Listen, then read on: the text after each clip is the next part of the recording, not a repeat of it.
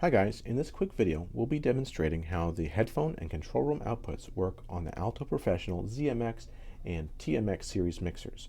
For the example here today we're using a ZMX 862, but the function is going to be the same on any mixer in this series or the TMX series.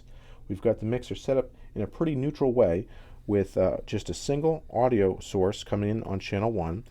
We've got all of our EQs set to noon and all of our auxes down. The only level knob that we have turned up at all is the one on this one channel that we're using, and we've got these set to noon and the main set to noon so that we're not really affecting the signal coming into the mixer. We're doing as little as possible to affect the volume up or down, and that's a pretty good way to set up an example. And so you'll see that we're getting signal here on the mains, and if I had my mains turned up we would hear it, but since we're mostly focused on the control room and headphone outs, I've got the powered speaker here turned off, which is why we're not hearing it. And so automatically the control room in its default setting is going to tap into the main outputs as they are. So if we turn this up here, we'll be hearing some of this signal here. You see that the level meters don't change based on this knob, rather on the setting of the main knob here. So the control room and the headphone share the same signal. On pretty much any mixers, the headphone is going to be tacked on to an existing set of outputs. In this case, it's the control room.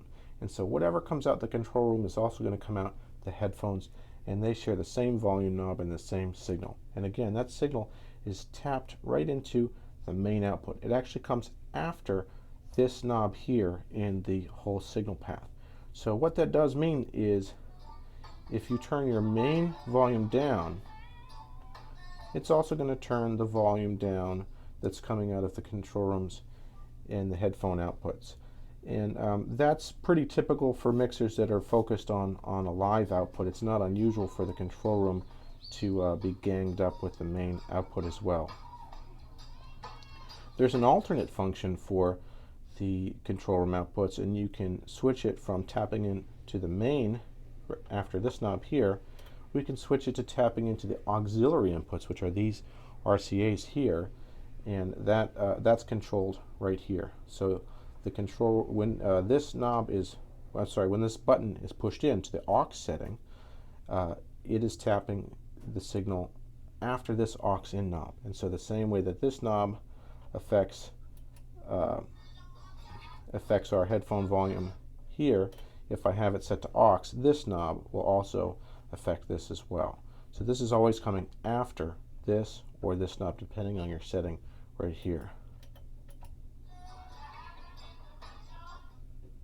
So I hope that's helpful. I hope it helps describe how the function of the control room and headphone outs work on this mixer.